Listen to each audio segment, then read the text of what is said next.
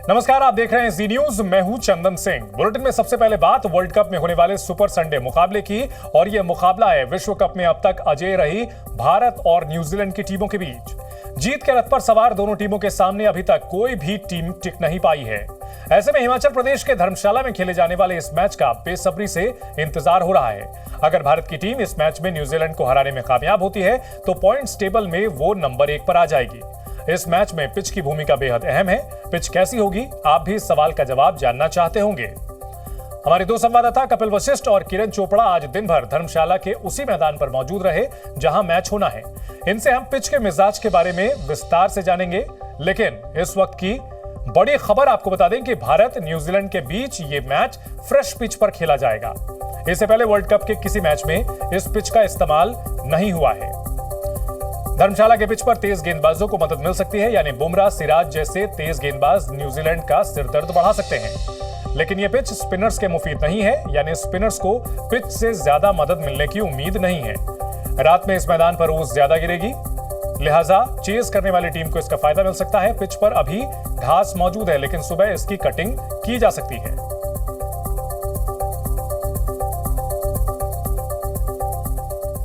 हमारे दोनों संवाददाताओं के पास कल के मैच से जुड़ी कई बड़ी खबरें हैं। ये सब आपको दिखाएंगे, लेकिन उससे पहले आज इंग्लैंड और साउथ अफ्रीका के बीच हुए बड़े मुकाबले की बात कर लेते हैं, जिसमें इंग्लैंड को वनडे में अब तक की सबसे शर्मनाक हार मिली। साउथ अफ्रीका ने इंग्लैंड को 229 रनों के बड़े अंतर से हरा दिया। साउथ अफ्रीका ने 50 ओवर में 7 विकेट पर 399 रन बनाए। इंग्लैंड के 10 के 10 विकेट 22 ओवर में गिर गए और सिर्फ 170 रन नहीं बना पाई टीम। साउथ अफ्रीका की ओर से हेनरिक क्लासन ने 61 बॉल पर धुआंधार शतक लगाया। 399 रन का स्कोर इंग्लैंड के लिए बहुत बड़ा साबित हुआ और इंग्लैंड की टीम पूरी तरह से कोलैप्स कर गई। हमारे साथ हमारे दो सहयोगी जुड़े हुए हैं। कपिल, जिस तरह इंग्लैंड और साउथ अफ्रीका का मुकाबला हुआ, कहीं ऐसा तो नहीं कि धर्मशाला में भी हमें एक तरफा मुकाबला देखने को मिल सकता है? नहीं चंदन, मुझे लगता नहीं धर्मशाला में इतने रन बन पाएंगे, क्योंकि आप देखिए जिस तरीके से धर्मशाला में जो टॉस है वो कल बहुत इंपॉर्टेंट होने जा रहा है मुझे लगता है, क्योंकि जो भी कप्तान टॉस जीतेगा वो ये चाहेगा कि बाद में गेंदबाजी ना करनी पड़े। क्योंकि मैं बिल्कुल अभी 15 मिनट पहले ही 20 मिनट पहले मैदान से लौटा हूं चंदन, और मैंने जो हाथ रगड़ कर देखा 8 बजे, 8:30 बजे, 9 बजे घास पर, वो इतना ज़्यादा गीला हो रहा है कि बॉल टप्पा पड़ेगी, आप तौलिए से बॉल ही साफ करते रह जाओगे अगर आप बॉलिंग टीम है बाद में। तो बहुत दिक्कत होने वाली है तेज गेंदबाजों को। स्पिनर से बॉल ग्रिप नहीं होगी, तो जो भी कप्तान टॉस जीतेगा बिल्कुल तुरंत फील्डिंग का फैसला करेगा, क्योंकि ड्यू एक बड़ा फैक्टर यहां पर रहेगा। हालांकि राहुल द्रविड़ से सवाल किया गया था प्रेस कॉन्फ्रेंस में कि क्या टॉस इतना बड़ा फैक्टर हो जाएगा, तो उन्होंने उदाहरण ये दिया कि नीदरलैंड्स भी इसी मैदान पर साउथ अफ्रीका को हराया बाद में गेंदबाजी करके, उन्होंने भी मैच जीता। तो अगर आपकी पहले गेंदबाजी, पहले बल्लेबाजी अगर आती है, आपको बाद में गेंदबाजी करनी पड़ती है, तो आप थोड़ा एक्स्ट्रा रन बनाइए उसके लिहाज से। तो ये देखना होगा कि किस तरह से भारतीय टीम देखती है। टॉस आपके कंट्रोल में नहीं होता है, तो टॉस को देखकर तो आप रणनीति नहीं बनाएंगे, लेकिन हाँ ये जरूर बनाएंगे कि आपको बाद में गेंदबाजी करनी होगी तो क्या करेंगे, और पहले बल्लेबाजी करनी होगी तो क्या करेंगे। बिल्कुल, और हमारे साथ किरण भी है। किरण, अगर बात की जाए इस मुकाबले की, तो टूर्नामेंट की सबसे दो दमदार टीमें आपस में भिड़ रही हैं। अगर अभी पॉइंट्स टैली की बात करें तो नंबर 1 और नंबर 2 की टीम के बीच मुकाबला है, और अभी तक के जो विश्व कप के मुकाबले हैं किसी में भी बहुत ज्यादा मजा नहीं आया। तो कल के मुकाबले में ये एक्सपेक्ट किया जा सकता है कि मजेदार मुकाबला हो, कड़ा मुकाबला देखने को मिले। बिल्कुल, और अगर आप ये कहें कि टीम इंडिया को टक्कर की टीम मिली है तो ये कहना गलत नहीं होगा, क्योंकि ये वही टीम है चंदन जिसे हमने आईसीसी टूर्नामेंट में 2003 के बाद नहीं हराया, यानी 20 साल हो गए हैं। लेकिन इस वर्ल्ड कप में जिस लय में टीम इंडिया दिख रही है उसमें आप कह सकते हैं कि थोड़ी सी एज टीम इंडिया के पास जरूर है। और अगर आप जिस तरीके से हम कह रहे हैं कि क्यों ये इवन कॉन्टेस्ट है, आप देखिए मैचअप देखिए, आप टॉप ऑर्डर इंडिया का देखिए, आप टॉप ऑर्डर न्यूजीलैंड का देखिए। तो अगर इंडिया के रोहित, विराट और शुभमन रन बना रहे हैं, तो वहां पर कॉनवे विलियंग और रचिन रविंद्र लगातार अच्छा खेल रहे हैं। आप सेंटनर हैं वहां पर, और उसके अलावा ट्रेंट बोल्ट है और मैट हेनरी और लॉकी फर्ग्यूसन, यानी अच्छा खासा टीम कॉम्बिनेशन सेट जो नजर आ रहा है, जैसे टीम इंडिया का दिख रहा था वैसे ही न्यूजीलैंड का है। हाँ, टीम इंडिया के सामने मुश्किल जरूर आ गई है हार्दिक पांड्या के एब्सेंस में, और आज जब प्रैक्टिस सेशन था तब तो थोड़ी सी दो चिंता बढ़ाने वाली खबरें जरूर आई, जहां पर ईशान किशन को एक मधुमक्खी ने काटा, वो परेशान हो गए उसके बाद, और सूर्य कुमार यादव को रिस्ट में, राइट रिस्ट में कलाई में थोड़ी गेंद लग गई। हालांकि अभी तक जो हमारी बात हुई मैनेजमेंट में तो ये कहा जा रहा है कि वो बहुत ज्यादा सीरियस इंजरी नहीं है, कि ऐसा नहीं है कि क्योंकि रिप्लेसमेंट आपको हार्दिक पांड्या का करना है, और राइट बैलेंस जो हमने देखा है अभी तक चारों मैचेस में टीम इंडिया के एकदम परफेक्ट बैलेंस नजर आ रहा था। तो यहाँ इस वक्त बड़ी चुनौती है, क्योंकि मुकाबला इस टूर्नामेंट में अब तक का अगर आप कहें सबसे बड़ा मुकाबला, तो ये कहना गलत नहीं होगा, क्योंकि सामने वो टीम है जो बड़े अंतर से, आप देखिए कितने बड़े अंतर से न्यूजीलैंड ने भी टीमों को हराया है। एक मैच 9 विकेट से जीता है, एक मैच 99 रन से जीता है, एक मैच 150 रन के करीब जीता है, तो बड़े अंतर, वो भी वन साइडेड जीत कर आ रहे हैं। तो ये मैच जो आप पूरा टूर्नामेंट इंतजार कर रहा है एक क्रैकिंग मैच का, तो अनडाउटेडली हो सकता है। बिल्कुल कपिल, अब तक ये माना जा रहा था कि जो टीम इंडिया की 11 है ये बेस्ट 11 पिछले कुछ सालों की नहीं, कहा जाए पिछले कुछ डेकेड्स की सबसे बेस्ट टीम दिख रही थी। बॉलिंग परफेक्ट थी, बैटिंग परफेक्ट दिख रही थी, हार्दिक पांड्या जैसा ऑलराउंडर भी था, लेकिन एक चोट और उसके बाद ये दो जो छोटे छोटे झटके हैं, कहीं ना कहीं पूरा का जो तार है वो हिल गया नजर आता है। ऐसे में कल जो है बेस्ट कॉम्बिनेशन क्या होगा, ईशान या फिर सूर्य कुमार यादव? हालांकि अब तो ये निर्भर करता है इस बात पे कि दोनों में से कौन अवेलेबल हो पाता है, और गेंदबाजी में क्या होगा? देखिए, जो इस प्रैक्टिस सेशन से पहले तक ये था कि सूर्य कुमार यादव और मोहम्मद शमी ये दोनों खेलेंगे, हार्दिक पांड्या अवेलेबल नहीं है, वो नहीं होंगे, और इधर से शार्दुल ठाकुर नहीं खेलेंगे, शमी अंदर आ जाएंगे। लेकिन अब ऐसा दिखाई दे रहा है कि जो कलाई में चोट है वो बहुत पेन में दिखाई दिए सूर्य कुमार यादव। 4-5 मिनट ही उन्होंने बल्लेबाजी करी थी, उसके बाद उनको लग गई बॉल थ्रो डाउन के दौरान, और उसके बाद वो बैटिंग नहीं कर पाए, वो चले गए। तो हम उम्मीद ये कर रहे हैं कि जो आइस पैक दिया गया उससे फर्क पड़ जाएगा। अभी रात बाकी है, फिर 2 बजे तक का वक्त है, तो वो फिट हो जाएंगे, ऐसी हम उम्मीद कर रहे हैं। अदरवाइज आपके पास कोई चॉइस ही नहीं है, आपको ईशान किशन को ही खिलाना होगा, और कोई बल्लेबाज आपके पास है ही नहीं कल खिलाने के लिए। तो शार्दुल ठाकुर की जगह कल बनती नहीं है, अश्विन कल खेलेंगे नहीं मुझे लगता है। तो कुल मिलाकर यही 2 रिप्लेसमेंट है कि आप सूर्य कुमार यादव को खिलाएंगे, वर्ल्ड कप का पहला मैच वो खेलेंगे, और मोहम्मद शमी को आप खिलाएंगे। इस सिचुएशन में उनको जरूर खिलाना चाहिए। आप बुमराह लगातार कमाल की गेंदबाजी कर रहे हैं, हमने देखा है, सिराज बढ़िया कर रहे हैं, आपको शमी यहाँ पर चाहिए अगर आपको न्यूजीलैंड को रोकना है, क्योंकि शमी के पास वो कलाकारी है। हम सब जानते हैं कौन सी अंदर आएगी कौन सी बाहर आएगी, ये बल्लेबाज नहीं समझ पाता है, और उनको मैच मिला भी नहीं है, तो उनका खेलना बिल्कुल बनता है। जी, इन सब के बीच माफ कीजिएगा किरण, क्या यहां पर शार्दुल ठाकुर को बाहर रखना सही विकल्प होगा? 4 पेसर 1 स्पिनर के साथ खेलना सही विकल्प होगा, या फिर 3 पेसर और 2 स्पिनर के साथ जाएगी टीम इंडिया? क्या नजर आता है?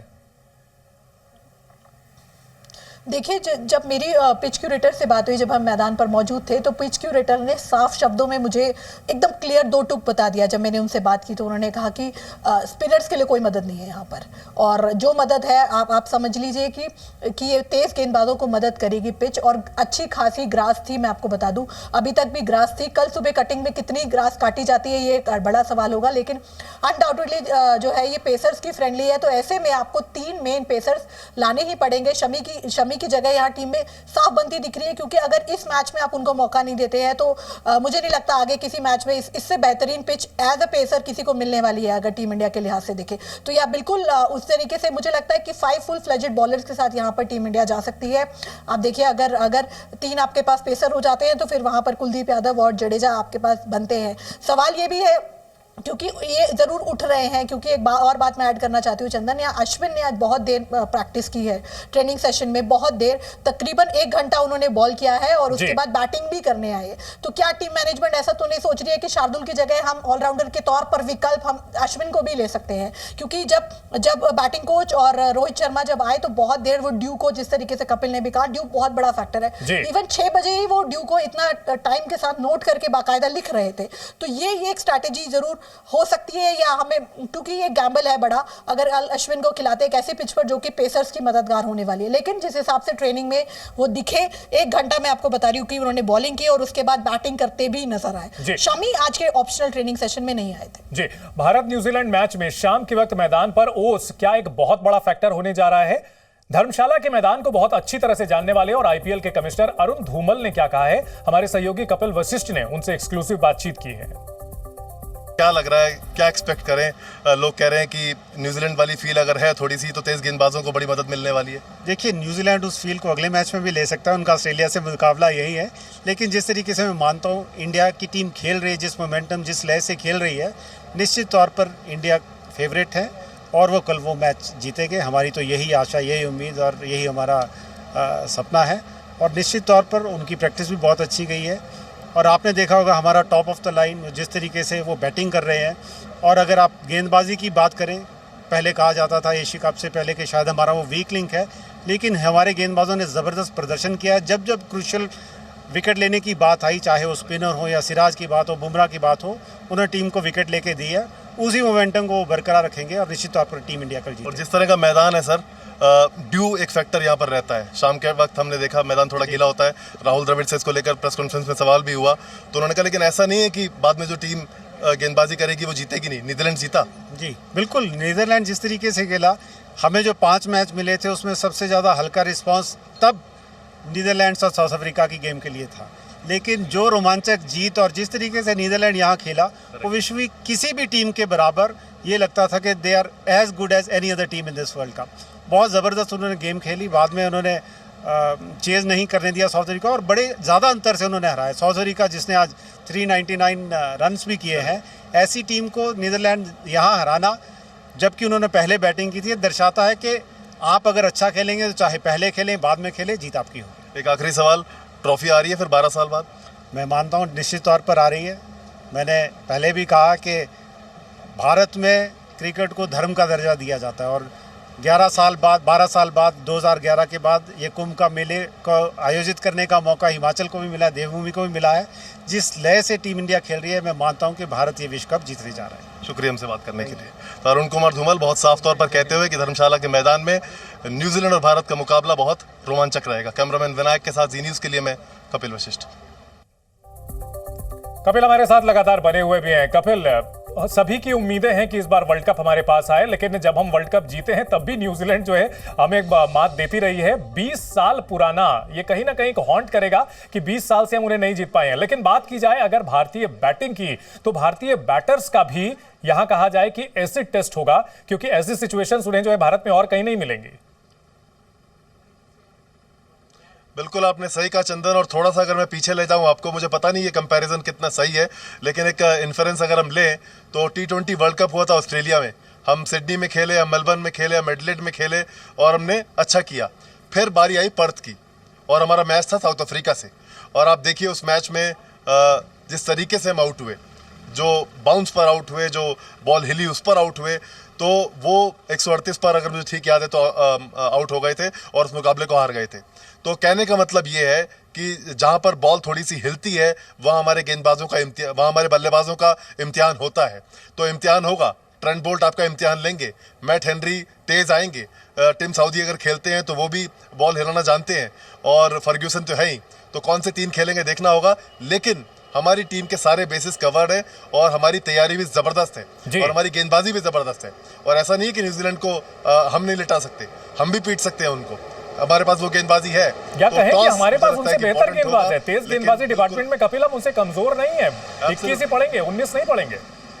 बिल्कुल बिल्कुल बिल्कुल आपने सही कहा। आप देखिए, मैं कहता हूं बुमराह की इस वक्त सबसे बड़ी ताकत ये है चंदन कि वो आप डेथ में करवा लें, टॉप ऑर्डर में शुरू में करवा लें, मिडिल ओवर में करवा लें, वो कप्तान को विकेट निकाल कर देते हैं। और जो 140 से अचानक से 118 पर लेकर आते हैं, वो जो ऑफ कटर मार रहे हैं, वो तो और लीथल हो गए हैं। बिल्कुल एक्शन नहीं बदलता है, आर्म की पोजीशन बदलती है, वहीं से उनका बॉल आता है और वो पता नहीं चलने देते हैं बल्लेबाज को कि कहां जा रहा है। जी किरण, अगर बात की जाए न्यूजीलैंड की टीम की, तो उनकी गेंदबाजी में भी अभी तक जो उनके स्पिनर्स हैं उन्होंने ज्यादा अहम रोल निभाया है। और ऐसे में जो उनके पेसर्स हैं, निश्चित तौर पर उनकी कैपेबिलिटी पर कोई शक नहीं किया जा सकता, लेकिन कितना उनसे डरने की जरूरत होगी, कितना उनसे जो है खतरा होगा? जी बिल्कुल, अगर आप अपने स्पिनर ने रोल निभाया तो उसी हिसाब के विकेट भी थे। ठीक है, मिचेल सैंटनर जो है उनके लिए बहुत शानदार साबित हुए हैं। और अगर बॉलिंग की बात करें तो यही वो मैदान है, जिस तरीके से मैंने कहा भी, यही वो मैदान है जहां पर पेसर्स को वो मिलने वाला है जो बाकी विकेट्स पर अभी तक नहीं मिल रहा है। हम देख रहे हैं बहुत ज्यादा रन बन रहे हैं, बैटिंग विकेट्स मिल रही हैं, लेकिन यहाँ पर जो पहला अगर सेशन होगा वो बहुत क्रूशियल साबित होगा। जो भी टीम पहले बैटिंग करेगी उसके लिए क्रूशियल साबित हो सकता है। तो इसलिए आप कह सकते हैं कि यहाँ पर पेसर्स के लिए बड़ी फ्रेंडली विकेट अभी तक नजर आ रही है। सुबह इसमें क्या बदलाव होंगे, इसमें जरूर हमें थोड़ा इंतजार करना पड़ेगा, लेकिन अभी तक शाम तक जितनी विकेट हम देख कर आए हैं वहां पर अच्छी खासी घास और पेसर्स के लिए अच्छी खासी मदद है। बिल्कुल, तो अभी तक पूरी तरह से जो मुकाबले हैं वो बल्लेबाजों के फेवर में रहे हैं, लेकिन धर्मशाला में कल जो न्यूजीलैंड और भारत के बीच मुकाबला होने जा रहा है, यहां गेंदबाजों को एज मिलेगा और उम्मीद यही की है कि भारत के जो गेंदबाज हैं वो न्यूजीलैंड पर भारी पड़े और भारत के बल्लेबाज भी न्यूजीलैंड के गेंदबाजों का डट करके सामना करें। बहुत शुक्रिया आप दोनों का इस बड़ी खबर पर हमारे साथ जुड़ने के लिए और धर्मशाला से जानकारी देने के लिए मैच से रिलेटेड। जी न्यूज़।